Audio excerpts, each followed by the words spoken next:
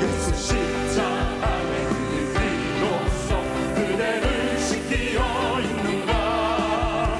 더러운 죄 지게 하는 능력은 그대를 참지 않는가. 예수의 보혈로 그대를 씻기어 있는가. 마음속에 여러 가지 죄악이 깨끗이 씻기어 주 예수와 주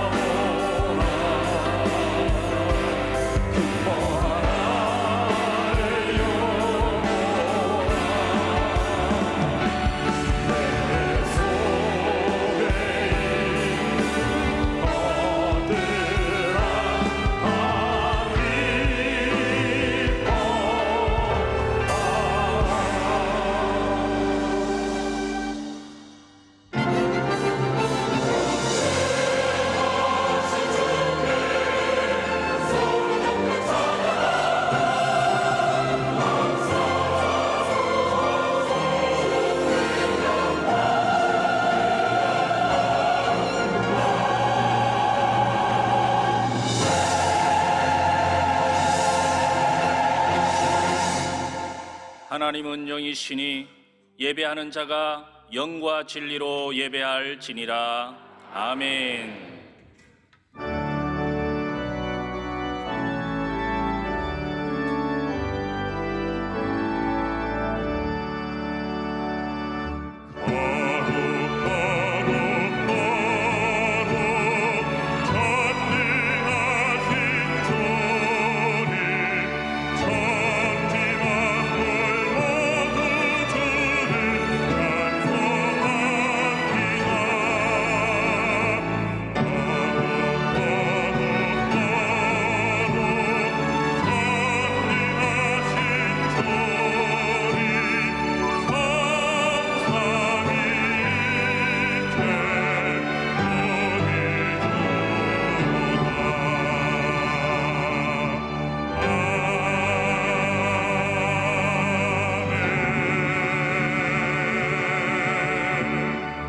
전능하사 천지를 만드신 하나님 아버지를 내가 믿사오며 그 외아들 우리 주 예수 그리스도를 믿사오니 이는 성령으로 잉태하사 동정녀 마리아에게 나시고 본디오 빌라도에게 고난을 받으사 십자가에 못 박혀 죽으시고 장사한 지 사흘 만에 죽은 자 가운데에서 다시 살아나시며 하늘에 오르사 전능하신 하나님 우편에 앉아 계시다가 거기로부터 산자와 죽은 자를 심판하러 오시리라. 성령을 믿사오며 거룩한 공교회와 성도가 서로 교통하는 것과 죄를 사하여 주시는 것과 몸이 다시 사는 것과 영원히 사는 것을 믿사옵나이다. 아멘.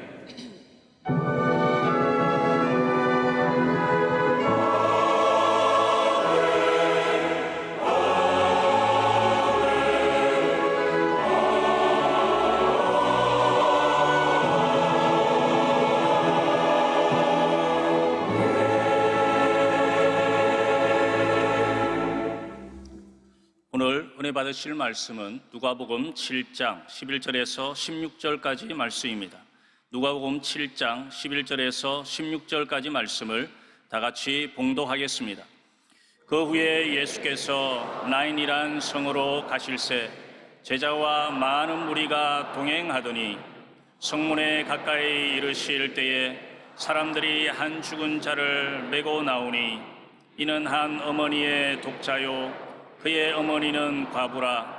그 성에 많은 사람도 그와 함께 나오거늘 주께서 과부를 보시고 불쌍히 여기사 울지 말라 하시고 가까이 가서 그 관에 손을 대시니 맨 자들이 서는지라.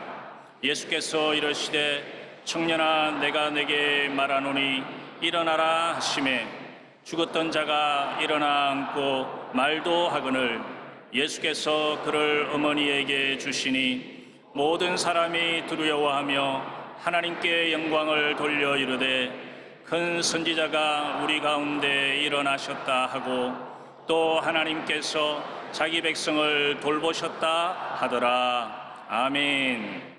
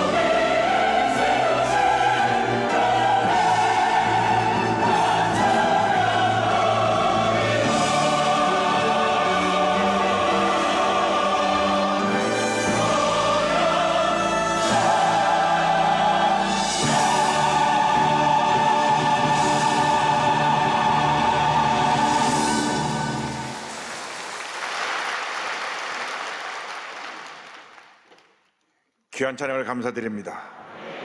인사 나누겠습니다. 오늘은 참으로 좋은 날입니다. 한 번 더 인사 나눕니다. 예수님은 온 인류의 희망입니다.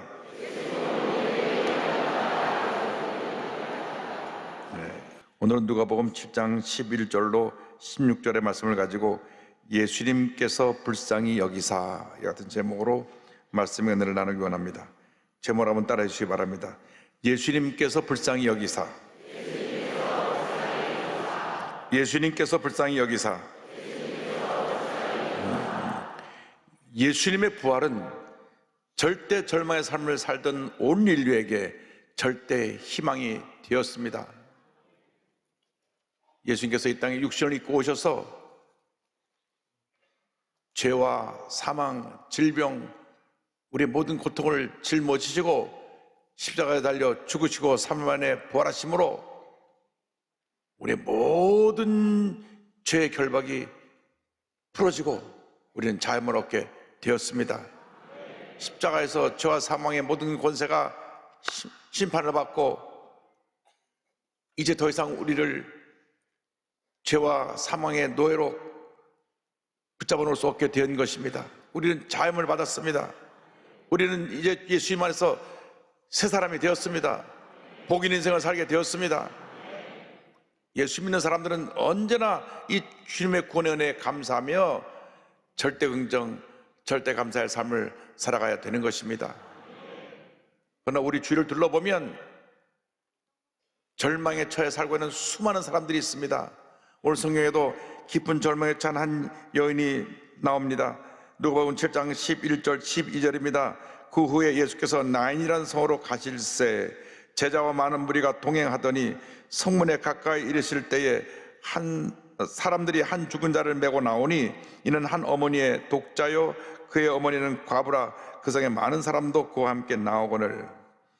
예수님께서 나인 성으로 가실 때에 죽은 사람의 관을 메고 나오는 한 장례인을 만납니다. 한 불쌍한 과부가 하나밖에 없는 아들을 잃고 슬피 울며 시신을 따라가고 있었습니다. 일찍이 남편을 여의고 살아가던 이 여인은 유일한 희망이, 삶의 의미가 남편이 남겨준 외아들 하나였습니다. 그런데 그 귀한 아들이 어느 날 갑자기 세상을 떠난 것입니다. 하늘이 무너진 것 같은 절망이 임했습니다. 지금도 기억나는 것은 미국 워싱턴에서 교회 섬길 때에 교회 성도님이 보는 앞에서 자기 남편이 가게에서 총을 맞아 죽었습니다. 종종 미국에서 총기 사건이 있는데 우리 한인들이 많이 희생이 됩니다. 더욱이 부인은 남편이 영주권자라 남편에 의해서 영주권을 신청하고 있는 중이었는데 영주권 신청자가 죽어버렸으니까 졸지에 미국에서 자기가 조박하게 지낼 수 있는 신분이 사라지게 된 것입니다. 국제역과 같은 신세가 되어버렸습니다. 영주권 신청자가 죽어버려서 영주권을 받을 수 없게 되니까 불법 체류자가 됐고 식당 종업원으로 일하면서 정말 하루하루 고통과 절망의 삶을 살아가는 가운데 그저 유일한 기쁨은, 유일한 희망은 교회 나서 예배드리는 것입니다. 교회 나서 예배드리는 마음에 기쁨과 평안함이 오고 주님만 바라보는 삶을 살았던 기억이 납니다. 이 세상 사는 사람 누구나 이 같은 절망의 시간을 맞이할 수 있습니다. 그런데 우리가 피할 수 없는 절망이 죽음이라고 하는 것입니다. 이 없이 이 죽음을 맞이합니다. 죽음 앞에서 우리는 무기력할 수밖에 없는 것입니다. 누구나 강건한 몸으로 장수하면서 천년만년 살고 지고 했으면 좋겠지만은 나이와 상관없이 때가 되면 주님이 부르시는 것입니다.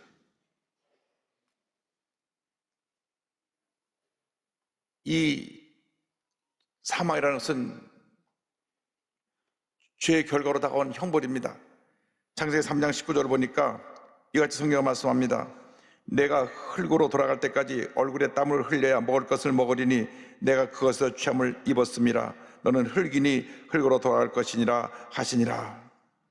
아담과 하와가 죄짓고 하나님 앞에 하나님의 명령을 어겼을 때 다가온 형벌이 육신의 죽음과 질병, 이 땅의 저주와 가난, 이것이 형벌로 다가온 것입니다. 이 죄와 사망의 권세를 피할 수 있는 사람이 아무도 없습니다. 오직 우리의 구세주 되신 예수님만이 우리를 죄와 사망에서 구원할 수 있으신 것입니다. 예수님은 아들의 죽음 앞에 눈물을 흘리고 있는 그 과부를 불쌍히 보셨습니다. 누가복음 7장 13절에 말씀합니다. 주께서 과부를 보시고 불쌍히 여기사 울지 말라 하시고, 예수님께서 그녀를 불쌍히 보셨습니다. 예수님이 불쌍히 보시면 모든 문제가 해결되는 것입니다. 이게 불쌍히 보신다는 그 원어의 뜻은 자신의 창자가 끊어지는 고통으로 느낀다고 하는 뜻을 갖고 있습니다. 예수님은 본인의 창자가 끊어지는 고통으로 과부의 슬픔을 이해하셨습니다. 예수께서 그 고통을 느끼시면서 죄 가운데 고통당하고 있는 우리의 아픔을 돌보시고 우리를 불쌍히 보시고 우리 문제를 해결해 주시는 것입니다. 예수께서 불쌍히 보실 때 기적이 일어나는 것입니다. 예수께서 불쌍히 보실 때 앞을 못 보던 맹인 바디메오가 눈을 뜨게 되었습니다. 이 맹인은 날 때부터 앞을 보지 못했습니다.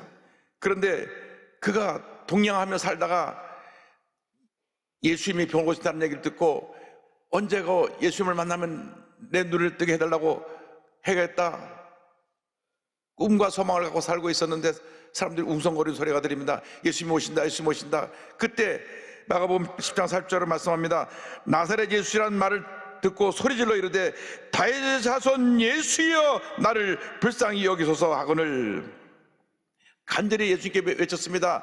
나를 불쌍히 여기소서, 나를 불쌍히 여기소서. 주변 사람들이 시끄럽다, 조용해라, 앞도 못 보는 거지가 뭘 소리치고 그러냐고 꾸짖었지만 더 큰 소리로 예수님께 외쳤습니다. 다윗의 자손 예수여 나를 불쌍히 여겨 주옵소서. 그때 예수님이 그를 부르시고 그를 불쌍히 보시고 그의 눈을 뜨게 해주셨습니다. 마가복음 10장 51절 52절입니다. 예수께서 말씀하여 이르시되 내게 무엇을 하여 주기를 원하느냐? 맹인이 이르되 선생님이여 보기를 원하나이다. 예수께서 이르시되 가라, 내 믿음이 너를 구원하였느니라 하시니 그가 곧 보게 되어 예수를 길에서 따르니라. 예수님은 모든 사람이 고개를 돌리고 사람으로 취급도 하지 않던 한센병 환자를 불쌍히 보시고 다가가셔서 그 병을 고치셨습니다. 그 당시 사람들은 한센병에 걸리면 저 사람은 하나님의 형벌을 받아서 저런 병에 걸렸다고 해서 아예 상종을 하지 않고 다 피했습니다. 가족과 함께 생활하지 못하고 쫓겨나와야 했습니다. 그런데 세상 사람도 그를 멀리하고 그를 쫓아냈지만은 예수님은 그를 불쌍히 보셨습니다. 마가복음 1장 40절 41절입니다. 한 나병 환자가 예수께 와서 꿇어 엎드려 간구하여 이르되 원하시면 저를 깨끗하게 하실 수 있나이다. 예수께서 불쌍히 여기사 손을 내밀어 그에게 대시며 이르시되 내가 원하노니 깨끗함을 받으라 하시니, 모두가 피하여 도망을 갔지만 예수님께서는 오늘 손을 대시며 그를 고쳐주셨습니다. 하루는 예수님의 말씀을 듣게 수많은 사람들이 몰려왔습니다. 그들의 모습을 보니까 목자 이런 양같이 너무나 그들이 불쌍해 보여서 주님이 간절하게 그들에게 말씀을 선포하셨습니다. 마가복음 6장 34절입니다. 예수께서 나오사 큰 무리를 보시고 그 목자 없는 양 같음으로 인하여 불쌍히 여기사 이에 여러 가지로 가르치시더라. 하루 종일 말씀을 전하셨을 때 저녁이 뉘엿뉘엿 해가 저물 때 저들은 배가 고팠습니다. 저들은 다 가난하고 헐벗고 굶주린 사람들입니다. 그들을 불쌍히 보시고 저들에게 먹을 것을 주어라. 그래서 저들이 가진 것 중에 한 소년이 보리떡 5개 물고기 2마리를 예수님께 갖고 나오매 그 보리떡 5개 물고기 2마리를 가지고 하나님께 감사 기도를 드리시고 나눠주심에 모두가 배불리 먹고 12바구니가 남게 되었던 것입니다. 마가복음 6장 38절 41절 44절은 설명합니다. 이르시되 너에게 떡 몇 개나 있는지 가서 보라 하시니 알아보고 이르되 떡 5개와 물고기 2마리가 있더이다 하거늘, 예수께서 떡 5개와 물고기 2마리를 가지사 하늘 우러러 축사하시고 떡을 떼어 제자들에게 주어 사람들에게 나누어 주게 하시고 또 물고기 2마리도 모든 사람에게 나누심에 다 배불리 먹고 남은 떡 조각과 물고기를 12바구니에 차게 거두었으며 떡을 먹은 남자는 5,000명이었더라. 남자 어른만 5,000명이 배불리 먹고 음식이 남았으니까 아마 여자와 아이를 다 합치면 한 2만 명 이상의 많은 굶주린 사람들이 그날 굶주린 배 허기를 예수님이 나눠준 귀한 음식으로 채우고 배를 먹고 기뻐하며 집으로 돌아갔을 것입니다. 예수님이 불쌍히 보시면 이런 기적이 일어나는 것입니다. 우리가 감당할 수 없는 큰 문제가 우리에게 닥쳐와서 고통 가운데 고민하며 괴로워하고 있습니까? 여러분, 사람들이 잘 될 때는 주변에 사람들이 많이 모여들어도 안 될 때는 슬슬 사람을 피합니다. 옛날에 크게 사업하던 분이 있는데 사업을 잘 되는 그렇게 손도 많이 오고 명절 때 되면 그렇게 선물도 많이 보냈더니만 사업이 망하고 나니까 그 흔한 사과 상자 하나도 오지 아니하고 발걸음이 끊어졌다고 하는 얘기를 들은 적이 있습니다. 그 사람들이 인심입니다. 그러나 예수님은 우리가 절망에 처할 때 우리를 떠나지 아니하시고 우리 가까우셔서 우리를 불쌍히 보시고 우리들 문제를 해결해 주시는 것입니다. 우리가 감당할 수 없는 큰 문제 어려움에 처했을 때, 우리가 중병에 걸려 고통당할 때, 많은 문제로 어디서 문제 해결을 얻지 못하고 밤잠을 이루지 못하고 고통 가운데 있을 때 우리가 주님께 엎드려 기도해야 되는 것입니다. 주여 나를 불쌍히 보시옵소서. 나를 절망에서 건져 주시옵소서. 나를 점에서 건져 주시옵소서. 나를 불쌍히 보시옵소서. 나를 불쌍히 보시옵소서. 나를 불쌍히 보시옵소서. 주님께 엎드려 기도하고 또 기도하고 또 기도하고 또 기도하면 기적은 일어나는 것입니다. 절망이 반하여 희망으로 우리에게 다가오게 되는 것입니다. 예수님께서 과부를 불쌍히 보셨습니다. 창자가 끊어지는 그 고통으로 불쌍히 보시고 관에 가까이 가셔서 손을 대시며 일어나라고 명령하십니다. 누가복음 7장 14절 15절입니다. 가까이 가서 그 관에 손을 대시니 맨자들이 서는지라 예수께서 이르시되 청년아 내가 내게 말하노니 일어나라 하시매 죽었던 자가 일어나 앉고 말도 하거늘 예수께서 그를 어머니에게 주시니 조금 전까지 통곡하고 울며 어깨를 척 늘어뜨리고 모든 희망을 잃고 힘없이 발걸음을 옮기던 과부 그 어머니가 눈앞에서 아들이 살아나는 모습을 보면서 아마 펄쩍펄쩍 뛰면서 두 손을 들고 할렐루야 만세를 부르면서 예수 앞에 감사합니다 감사합니다 감사합니다 감사합니다 끊임없이 감사를 했을 것입니다. 그도 그럴 것이 유일한 희망이었던 아들이 죽었는데 그 아들이 보이는 앞에서 살아난 것입니다. 예수님이 불쌍히 보시고 그 아들을 살려주신 것입니다. 예수님께 나오면 어떤 절망도 어떤 문제도 어떤 고통도 괴로움도 주님이 다 해결해 주십니다. 절망이 반하여 희망이 되는 것입니다. 문제가 반하여 응답으로 다가오고 질병이 반하여 우리에게 치료와 건강으로 다가오게 되는 것입니다. 예수님만이 온 인류의 희망이 되십니다.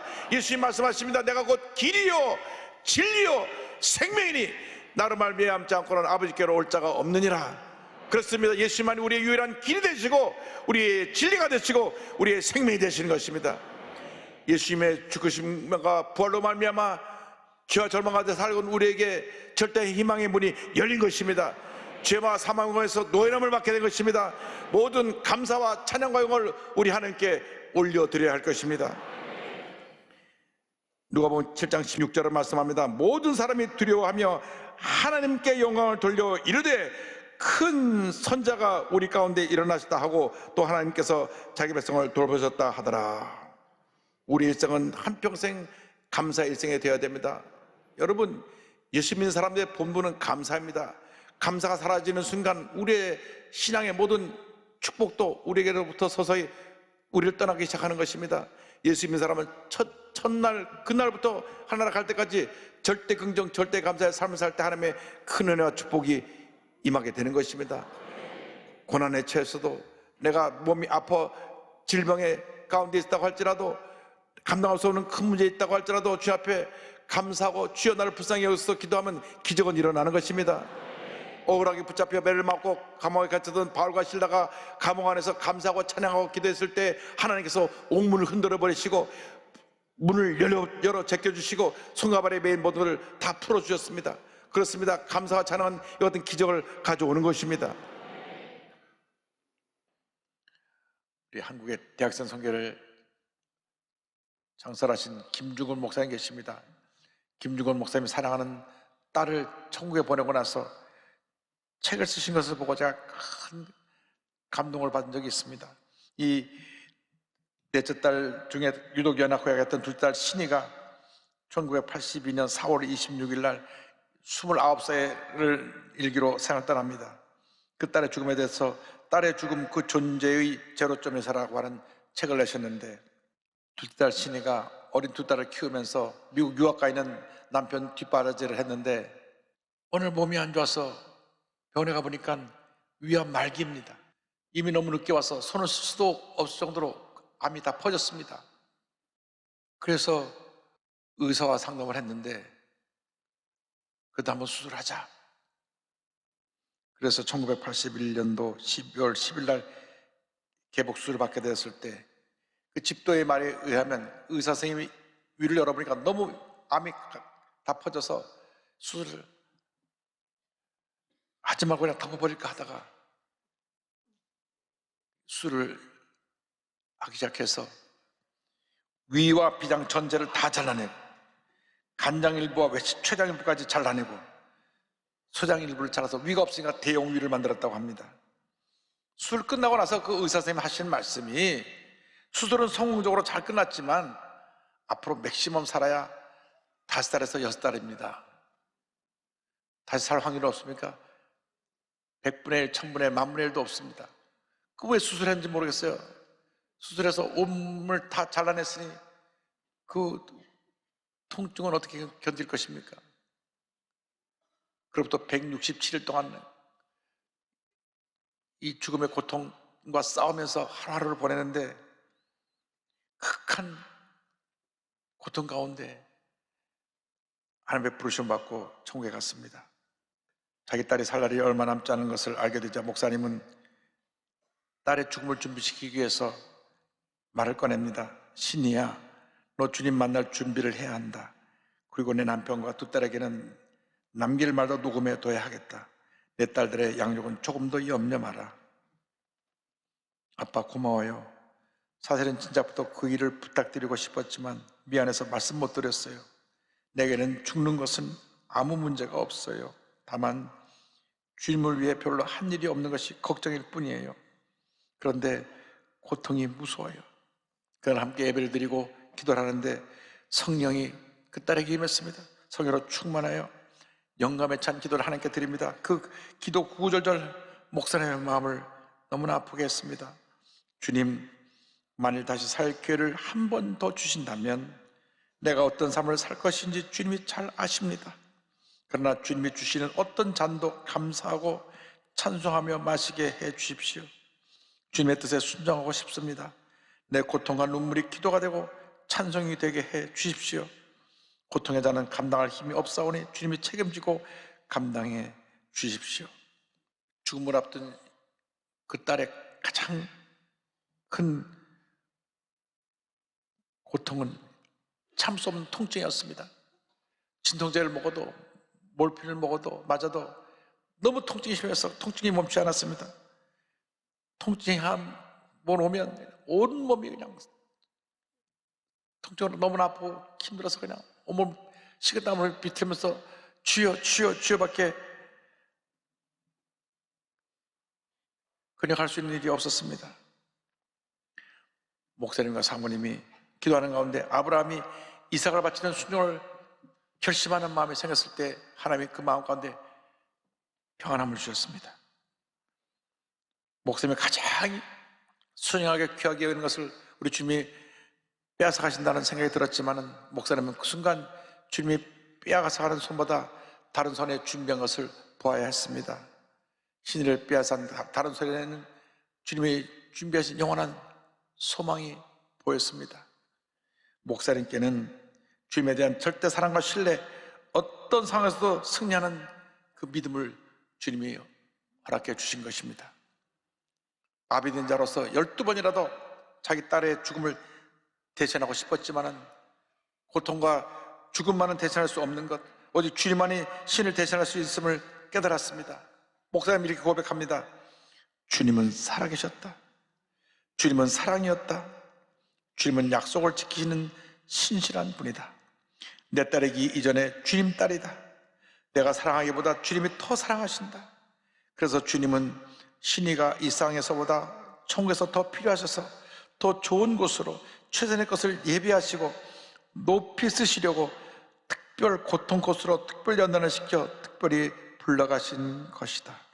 죽음을 앞두고 고통의 날을 보내던 신의 끊임없는 기도는 어떤 경우에도 주님께 영광 돌리고 주님을 찬송하게 하옵소서. 기도하고 또 기도하면서 고통과 싸웠습니다. 신이가 세상을 떠난 날 아침 8시에 목사님 병원에 가서 기도해주고 나올 때 사모님과 신이가 잠든 모습을 보고 나오는데 병실을 나가러 가는 순간 신이가 손을 들면서 아빠 아빠 부릅니다. 그래서 다시 달려 들어가니까 기도 그래서 간절히 기도해주고 나올 때 또 잠이 들었습니다. 그래서 이제 병원에서 나와서 사무실에 막 도착했는데 병원에서 다시 전화가 왔습니다. 간호사가 전화했는데 따님이 지금 곧 숨을 거둘 것 같다고 하는 연락이 왔습니다. 급히 병원에 가니 딸이 숨을 거두고 있었습니다. 몸에 붙은 모든 파이프를 다 떼어내고 딸의 손을 잡고 있는데 딸의 손이 점점 차가워지면서 몸이 굳어져 갔습니다. 딸의 죽음 앞에서 이렇게 고백합니다. 십자가상에 주님을 쳐다본다. 가시관 밑으로 피가 빗물처럼 줄줄 흐르고 있다. 이윽고 한 기적이 일어났다. 깊고 깊은 존재의 밑바닥, 주님이 뚫어버린 지하에서 지하수가 솟듯이 세미한 음성으로 한 찬송이 터지고 있었다. 찬송의 영이 주어진 것이다. 그것은 분명 내 찬송이 아니다. 내 속에 성령이 내 대신 부른 찬송이다. 부활하신 주님은 살아계셨다. 딸이 죽는 그 순간 주님 주신 마음의 평안과 함께 거기 너 있었느냐, 그때 주님 십자가 달릴 때 그 찬송이 마음속 깊어서 울려 퍼졌습니다. 그 일로 나는 떨려 그 찬송이 마음속에 울려 퍼지면서 딸을 조용히 천국에 보냈습니다. 딸을 유해신에 맡겨놓고 돌아오면서 목사님과 사모님이 어린 두 딸, 큰딸 정화는 5살, 둘째 딸 수연이는 3살입니다. 아이들을 위해서 기도했습니다. 이제 할머니 할아버지가 들어오시는데 항상 병원에 누가 엄마를 지키고 있는데 다 들어오는 것을 보고 아이들이 묻습니다. 엄마는 어디 두고 왜 할머니 할아버지 다 오셨냐고 묻습니다. 엄마가 너무 아파서 예수님이 데려가셨어. 5살짜리가 3살짜리가 죽음에 대해서 잘 알지 못합니다. 어디로 데려갔지? 하늘나라로 데려가셨단다. 어떻게 올라갔어? 줄을 내려 올라갔어? 그럼 언제 다시 데리고 오시지?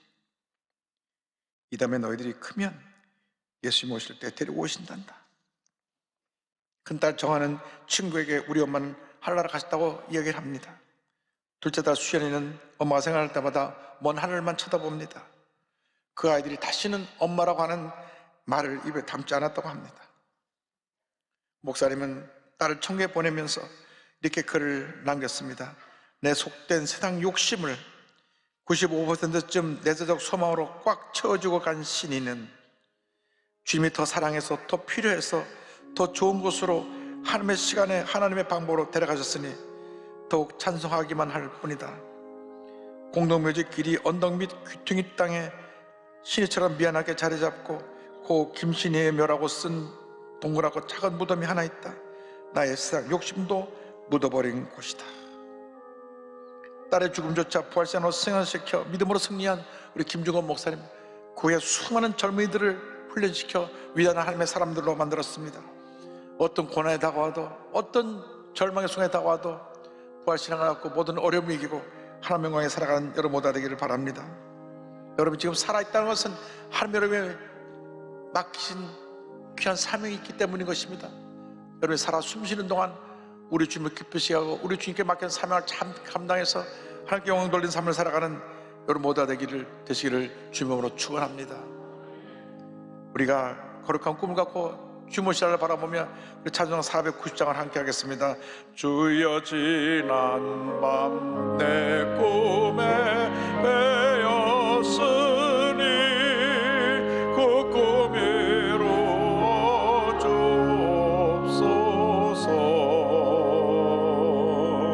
밤과 아침에 계시로 보여주사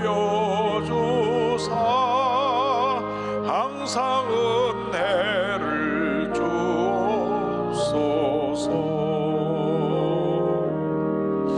나의 놀라운 꿈 정령남 이기는 장차 큰 은혜 받을 편에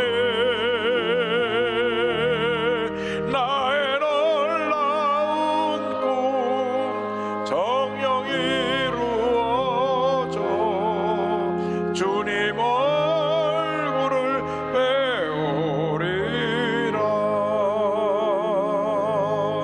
마음 괴롭고 아파서 낙심될 때 내게 소망을 주셨으며 내가 영광의 주님을 바라보니 앞길 환하게 보이도다. 나의 놀라운 꿈 정령남 이기는 장차 큰 은혜 받을 편에 나의 놀라운 꿈 정령 이루어져 주님 얼굴을 배우리라.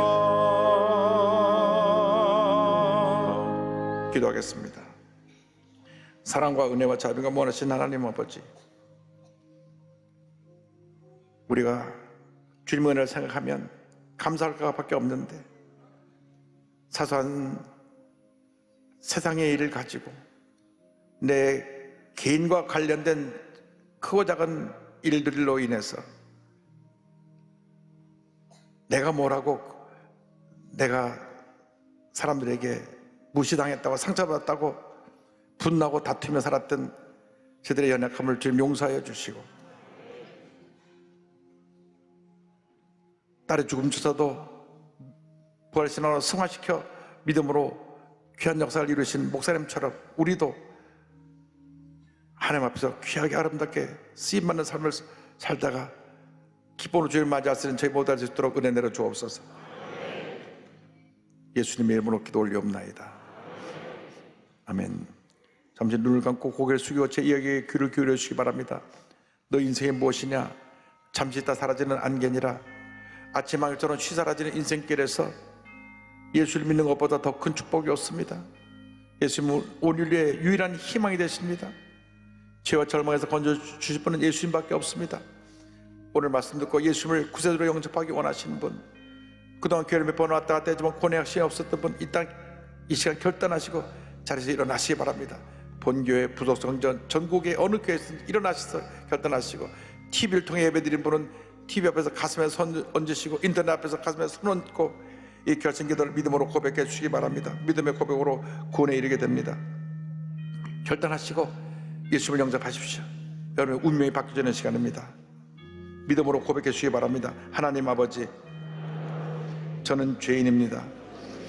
어디에서 와서 왜 살며 어디로 가는지 알지 못하고 방황하며 살았습니다.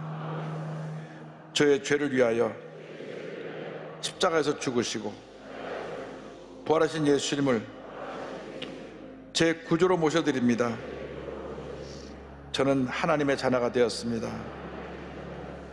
지금부터 영원토록 주님과 함께 살겠습니다. 예수님의 이름으로 기도드립니다. 아멘. 여러분 주님을 환영합니다.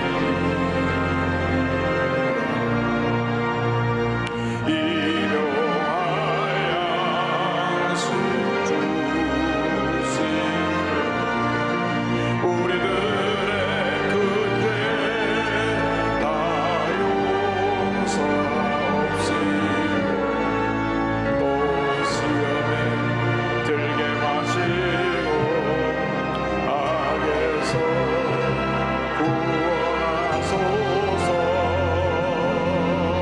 내게 주의 나라 주의 권세 주의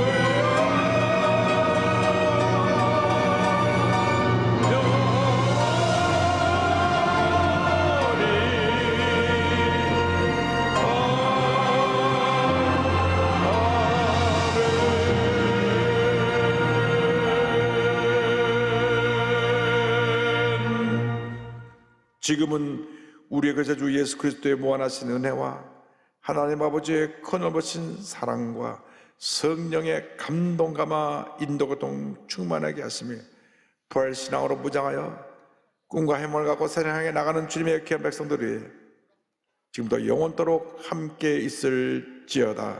아멘.